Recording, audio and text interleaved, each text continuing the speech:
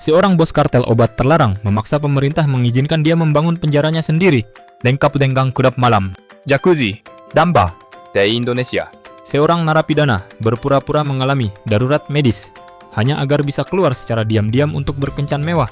Lalu di Norwegia, para tahanan diberi kunci kamar masing-masing dan mereka mendapatkan hak istimewa tingkat tinggi. Bagaimana hal ini bisa terjadi? Dan seberapa jauh fasilitas mewah itu diberikan di balik jeruji besi? Bagaimana jika hukuman penjara terasa lebih seperti tempat liburan pribadi, lengkap dengan kolam ikan pribadi, santapan lezat yang diantar lewat perahu, dan menginap romantis bersama seorang supermodel? Itulah kenyataan sehari-hari bagi Hutomo Mandala Putra Soeharto, putra dari mantan penguasa Indonesia.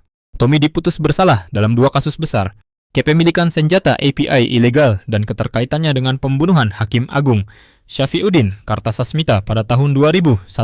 Ditempatkan di penjara batu di Jawa Timur, Tommy tidak benar-benar menderita. Alih-alih jeruji, besi dan makanan dingin, ruang tahanannya dilengkapi fasilitas mewah yang bahkan tidak bisa diimpikan oleh warga biasa yang taat hukum. Lupakan makanan penjara.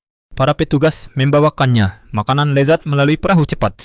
Menurut laporan majalah Tempo, lobster, ikan bakar, dan hidangan impor disajikan bukan dari ruang makan biasa, tetapi langsung ke pintunya di dermaga penjara. Saya sering mendapat kunjungan menginap dari kekasihnya, Sandy Harun, seorang mantan model yang memicu kemarahan publik setelah rekaman dan kesaksian bocor ke permukaan. Ruang tahanan tersebut telah diubah menjadi tempat persembunyian yang nyaman, kasur setebal awan, dinding yang dihiasi karya seni, dan petugas keamanan yang bertindak lebih seperti staf hotel daripada penegak hukum. Penjara itu sendiri awalnya dibangun oleh ayahnya, mantan Presiden Soeharto, untuk memenjarakan para tahanan politik dan pengkritik rezimnya. Dalam sebuah alur yang ironis, tempat itu menjadi bunker mewah bagi putra sang mantan presiden. Sistem pemasyarakatan di Indonesia telah lama menghadapi kritik karena membiarkan uang mengangkangi hukum. Laporan tahun 2023 dari Human Rights Watch mencatat praktik korupsi yang mendalam dan perlakuan istimewa di beberapa fasilitas. Penjara Batu Sering disebut dalam berbagai penyelidikan, namun pertanggungjawaban tetapi sulit dijangkau. Tommy akhirnya dibebaskan, dan saat ini hidup sebagai orang bebas, kaya raya, serta terlindungi oleh nama besar keluarganya. Jadi, bagaimana menurut Anda? Apakah ini bentuk penyalahgunaan kekuasaan yang nyata?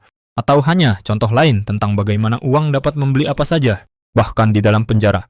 Tuliskan pendapat Anda di kolom komentar. Dan jika Anda berpikir cerita ini sangat mengejutkan, tunggu sampai Anda melihat apa yang terjadi ketika seorang bos obat terlarang membangun penjaranya sendiri, lengkap dengan gelap malam di dalamnya.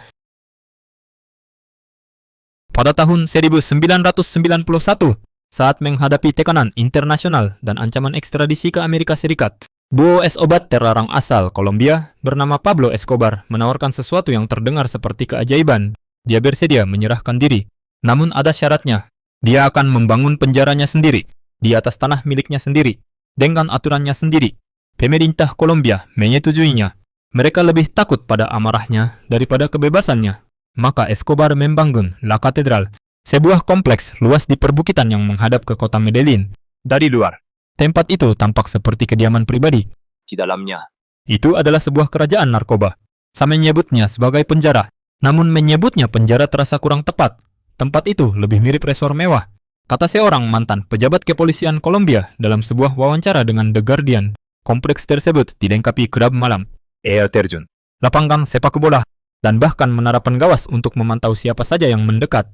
Kamar pribadinya memiliki tempat tidur yang bisa berputar, jacuzzi, dan bar yang terisi penuh dengan minuman keras impor. Petugas penjara bukan ditugaskan oleh negara.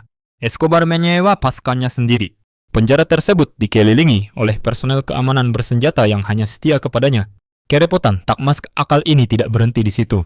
Menurut majalah Semana dari Kolombia, Escobar menggelar pesta-pesta mewah, mengundang keluarga serta anggota kartel, dan tetapi menjalankan sebagian bisnis haramnya dari balik dinding yang dijaga ketat itu. Pemerintah pada dasarnya telah memberinya tempat perlindungan yang aman. Pada tahun 1992, pihak berwenang mulai curiga bahwa dia memerintahkan eksekusi dari dalam. Ketika mereka mencoba memindahkannya ke penjara yang sebenarnya, dia menghilang, melarikan diri melalui celah lorong bawah tanah yang dibangun di sisi gunung. La Catedral tidak pernah menjadi sebuah penjara. Tempat itu adalah lokasi tersembunyi dengan gerbang besi Bahkan sekarang, puluhan tahun kemudian, kisah tersebut masih membuat orang terperangah.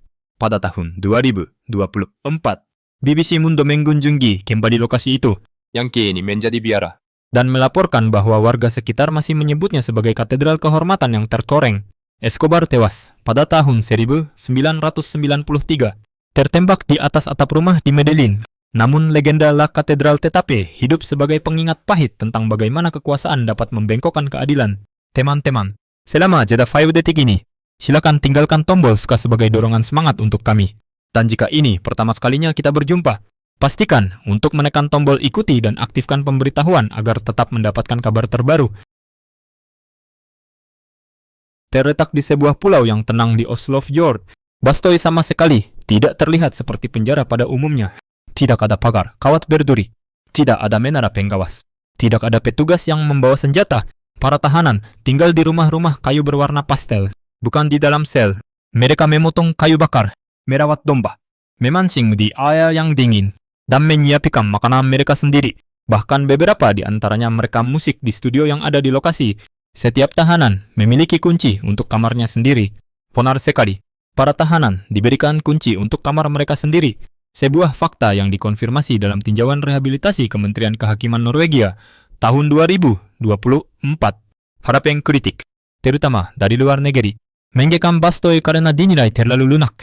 Mereka menyebutnya sebagai resor mewah bagi para pelaku kejahatan, dengan alasan bahwa keadilan harus melibatkan hukuman, bukan kedamaian. Namun pemerintah Norwegia tetapi bertahan dengannya, dan untuk alasan yang kuat. Hingga tahun 2025, Norwegia mencatatkan salah satu tingkat pengulangan kejahatan terendah di dunia, hanya sedikit di atas 20%, dibandingkan dengan hampir 70% di Amerika Serikat menurut data Statista dan World Prison Brief. Perubahan itu nyata. Para tahanan datang dalam keadaan keras dan marah, tetapi seiring waktu, banyak yang menjadi lebih lembut. Ketika Anda memperlakukan manusia seperti hewan, mereka akan berperilaku seperti hewan, kata mantan kepala penjara Bastoy, Arne Nielsen. Tetapi jika Anda memperlakukan mereka sebagai manusia, mereka akan menjadi pribadi yang lebih baik. Bisakah sistem seperti ini diterapkan di tempat tinggal Anda? Atau akankah hal itu dianggap sebagai bentuk penghinaan bagi para korban dan keluarga mereka? Beritahu kami di kolom komentar. Hanya berjarak beberapa jam dari penjara Bastoy, fasilitas mewah di Halden mengubah gambaran tentang pemenjaraan, menawarkan fasilitas dan kesempatan yang mengejutkan bagi para tahanan di Norwegia. Dibuka pada tahun 2010, tempat ini dibangun untuk menampung beberapa pelaku kejahatan paling berbahaya di negara tersebut. Namun, alih-alih jeruji, besi dan beton, Anda akan menemukan pohon-pohon pinus, karya seni, dan pencahayaan alami. Setiap tahanan memiliki kamar pribadi, dan bukan sembarang kamar. Setiap ruang tahanan terisi lengkap dengan televisi dan kulkas kecil. Menurut BBC News, Eida jendela tanpa jeruji besi, kamar mandi pribadi, meja tulis, bahkan dinding yang dicat dengan warna-warna lembut dan menenangkan. Di luar ruang tahanan, para tahanan memasak di dapur bersama, berolahraga di ruang kebugaran modern, dan merekam musik di studio profesional yang lengkap. Ada studio rekaman, dilengkapi dengan alat musik, dan perangkat lunak penyuntingkan. Bisakah tempat senyaman ini tetap disebut sebagai sebuah hukuman? Para pengkritik mengatakan Halden terlalu longgar, sehingga terasa lebih seperti tempat pemulihan bagi orang kaya daripada keadilan bagi pihak yang dirugikan. Namun pemerintah Norwegia membela pendekatan radikalnya ini, sistem pemasyarakatan Norwegia, yang didasarkan pada rehabilitasi alih-alih pembalasan, memiliki salah satu tingkat pengulangan kejahatan terendah di dunia, hanya sedikit di atas 20%. Sebagai pembanding, menurut Biro Statistik Kehakiman Amerika Serikat, lebih dari 2/3 tahanan di Amerika ditangkap kembali dalam waktu 3 tahun setelah dibebaskan. Model Norwegia, termasuk Halden, menunjukkan bahwa memberikan martabat kepada para tahanan dapat membawa perubahan yang bertahan lama. Dan selanjutnya, kita bepergian ke Austria, di mana penjara terasa seperti hotel mewah, dilengkapi dengan balkon pribadi, dapur berdesain modern, dan izin kunjungan pasangan. Apakah ini bentuk perbaikan sistem hukum, atau justru sebuah hadiah bagi pelaku kejahatan? Pusat Keadilan Leoben Disteria, Austria. Sebuah fasilitas yang sangat bersih dan dirancang dengan sangat cermat hingga banyak orang mengira tempat itu sebagai hotel berbintang. Namun jangan salah, ini adalah sebuah penjara. Dan tempat ini mungkin menjadi salah satu fasilitas pemasyarakatan paling mewah di muka bumi.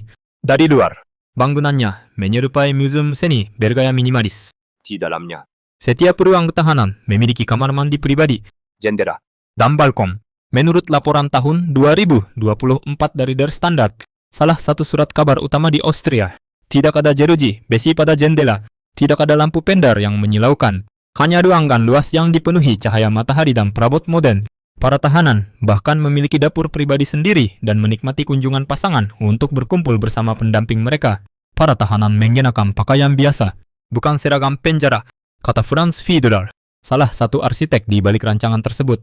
Dalam sebuah wawancara tahun 2025 dengan ORF, Lembaga Penyiaran Publiko Austria, para pengkritik menyebutnya sebagai surga bagi para pelaku kejahatan. Foto-foto fasilitas tersebut telah memicu kemarahan di media sosial, terutama di negara-negara di mana penjara yang padat dan tidak manusiawi menjadi hal yang lumrah.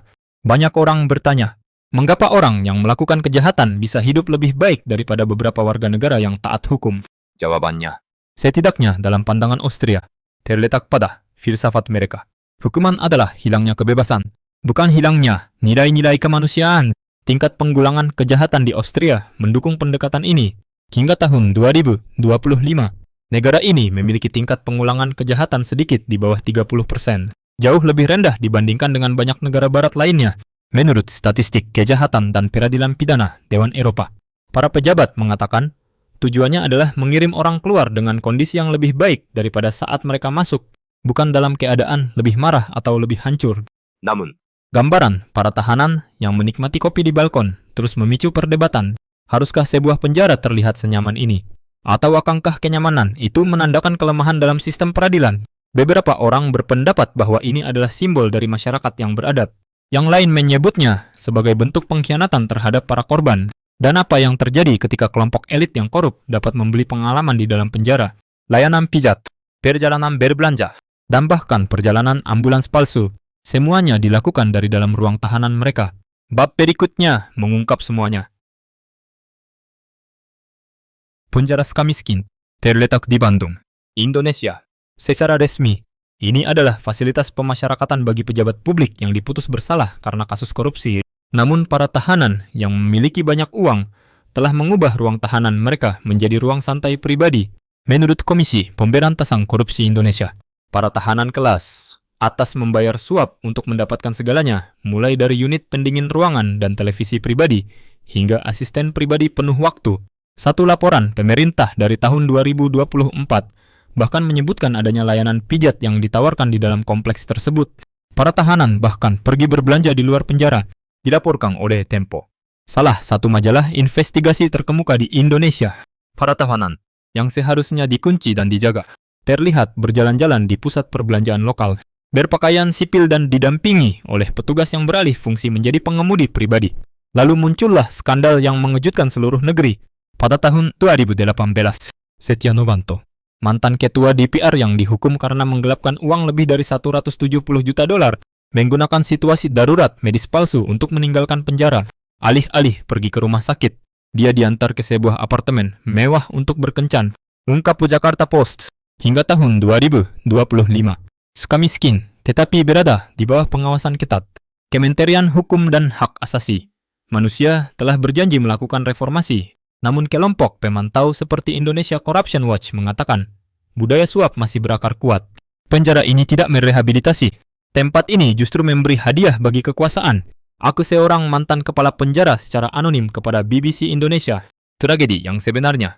Banyak tahanan hidup lebih baik di dalam Sukamiskin daripada saat berada di luar, menjalani hukuman dalam kenyamanan berpendingin udara, sementara jutaan warga berjuang keras hanya untuk mendapatkan air bersih dan tempat tinggal. Penjara Aranjuez terletak di sebelah selatan Madrid, Spanyol. Tidak seperti fasilitas pemasyarakatan lainnya, penjara ini tidak hanya menampung para tahanan, tetapi juga anak-anak mereka yang masih kecil. Bayangkan sebuah penjara yang terasa lebih seperti tempat liburan keluarga di dalam sebuah lembaga pemasyarakatan. Begitulah El País, salah satu surat kabar terkemuka di Spanyol, menggambarkan Aranjuez dalam sebuah tulisan khusus tahun 2024. Dinding-dindingnya dilukis dengan karakter Disney. Sepeda roda 3 yang cerah berjajar di halaman. Ada pusat penitipan anak, ruang kelas taman kanak-kanak, dan bahkan taman bermain kecil. Semuanya berada di dalam dinding penjara. Ini bukanlah hadiah atas perilaku baik. Ini adalah bagian dari program kontroversial yang disebut Unidad de Madres atau Unit Aibu, yang bertujuan untuk menjaga keluarga tetap bersatu selama orang tua menjalani masa pemenjaraan. Biasanya sampai anak berusia 3 tahun. Para ayah juga berpartisipasi dalam kondisi khusus. Ranjang baya, dinding penuh warna, dan mainan, semuanya ada di dalam penjara. Kata seorang pekerja sosial dari Kementerian Dalam Negeri Spanyol, "Toganya sederhana, mengurangi trauma masa kecil yang disebabkan oleh perpisahan." Namun tidak semua orang setuju. Para pengkritik mempertanyakan, apakah tepat bagi anak-anak untuk menghabiskan masa-masa pertumbuhan mereka di lingkungan yang berkaitan dengan hukuman? Para ahli kesehatan mental terbelah. Sebagian percaya bahwa ikatan sejak dini sangat penting. Sementara yang lain khawatir tentang dampak psikologis jangka panjang dari tumbuh besar di balik jeruji besi, meskipun jeruji itu tersembunyi di balik cat berwarna lembut. Bagi banyak tahanan, program ini adalah penolong hidup. Saya terbangun oleh gelak tawa putra saya, bukan alam penjara, kata seorang ibu secara anonim dalam wawancara dengan La Vanguardia. Ini mengingatkan saya setiap hari, mengapa saya harus menata ulang hidup saya. Dan akhirnya, temui wanita yang mengubah hukuman penjaranya menjadi tempat perawatan tubuh, lengkap dengan pelayan pribadi, perawatan laser, dan mesin karaoke. Anda tidak akan percaya apa yang terjadi ketika media mengetahuinya. Pada tahun 2009, Artalita Suryani, salah satu pengusaha wanita paling berpengaruh di Indonesia, dijatuhi hukuman 5 tahun penjara karena menyuap jaksa tinggi dalam kasus korupsi besar. Namun yang mengejutkan publik bukan hanya kejahatannya, tetapi bagaimana dia menjalani masa hukumannya. Dijuluki Ayin, Artalita tidak masuk begitu saja ke dalam sel penjara yang dingin. Semask dan mendesain ulang ruangannya, sama memiliki mesin karaoke dan 3 pelayan pribadi. Ungkap majalah Tempo Indonesia dalam sebuah ulasan kilas balik tahun 2024. Ruang tahanannya di penjara wanita Pondok Bambu di Jakarta tidak terlihat seperti tempat kurungan dan lebih mirip kamar hotel pribadi. Dinding yang dikat dengan warna-warna lembut, tempat tidur berukuran besar, kulkas pribadi, pendingin ruangan, bahkan ruang penyimpanan pakaian pribadi. Saya tertangkap di tengah-tengah perawatan laser saat inspeksi mendadak, dilaporkan oleh The Jakarta Globe. Rekaman yang dirilis dalam operasi tangkap tangan pemerintah membenarkan hal yang tak terayangkan. Para petugas penjara berdiri di dekatnya, sementara Artalita menerima pemanjaan kelas salon di fasilitas yang ditujukan untuk menghukum tindakan korupsi, bukan memamerkannya. Kemarahan publik merebak di seluruh negeri. Para aktivis melakukan unjuk rasa di luar gerbang penjara. Media massa menuntut adanya reformasi di negara di mana jutaan orang hidup dalam kemiskinan. Gagasan bahwa seseorang dapat membeli kenyamanan di dalam penjara sangat melukai perasaan masyarakat. Dan sementara pemerintah Indonesia berjanji melakukan pembenahan, termasuk memutar posisi staf penjara dan memperketat pemeriksaan, banyak yang percaya bahwa budaya pilih kasih masih tetap hidup. Jadi bagaimana menurut Anda? Haruskah kenyamanan dan kejahatan pernah disatukan? Di seluruh dunia, kita telah melihat penjara yang lebih terlihat seperti tempat peristirahatan daripada pusat hukuman. Dari benteng klub malam milik Pablo Escobar hingga pulau ramah lingkungan di Norwegia bagi para tahanan. Dari perjalanan berbelanja di Sukamiskin hingga perawatan wajah dengan laser di Jakarta. Ini bukanlah adegan dari sebuah film. Ini nyata. Dan hal-hal ini sedang terjadi saat ini. Apakah penjara-penjara ini merupakan simbol peradilan berpandangan maju? Atau bukti bahwa kekayaan dan kekuasaan dapat membeli perlakuan khusus? Bahkan di balik jeruji besi. Tuliskan komentar di bawah. Bagikan pemikiran Anda, kekecewaan Anda, harapan Anda. Jika Anda merasa konten ini menarik, jangan lupa untuk menekan tombol suka, berlangganan pada saluran ini, dan nyalakan lonceng pemberitahuan agar Anda tidak ketinggalan video menarik lainnya di masa mendatang. Terima kasih sudah menonton. Kalau video ini lucu atau bermanfaat, jangan lupa like, subscribe, dan nyalakan loncengnya agar tidak ketinggalan video baru. Sampai jumpa di video berikutnya.